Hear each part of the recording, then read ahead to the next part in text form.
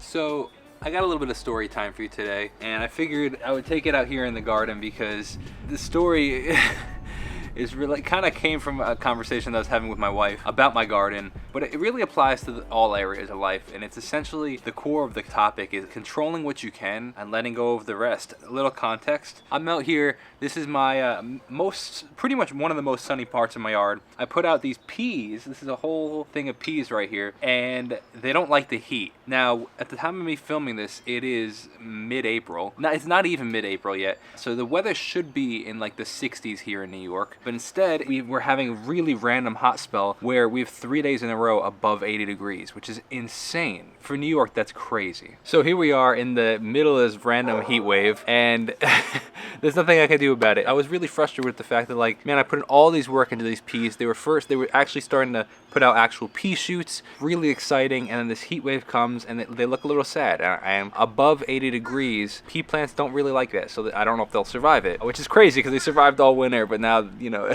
whatever. Point being, I was complaining to my wife about it. I'm like, man, this stinks, man. Like, I put all this work, like, they're just about to fruit, and now they might die. I have no idea if they will or not. And she's like, look, can you do anything about the weather? And I was like, no. And she's like, well, control what you can and let go of the rest. She's like, there's nothing you can do about it. So it comes with the territory. And it really hit me because I was like, you know what? You're right. We get so caught up in so many things that we can't control that we waste time on things that we can. And I just found that really interesting, and it really hit home for me today. And it reminds me, when I was thinking about filming this video, it reminds me of a saying. There's something called the Serenity Prayer, and it essentially goes, God, grant me the serenity to accept the things that I cannot change, the courage to change the things that I can, and the wisdom to know the difference.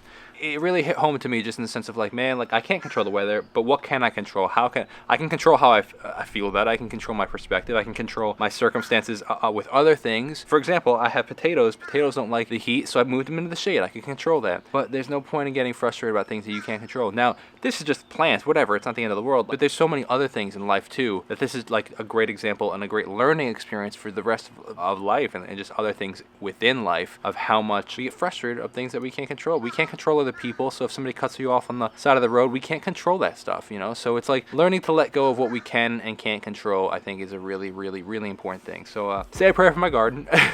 I pray that you have a blessed day controlling what you can and letting go of the rest. Actually, one last final note.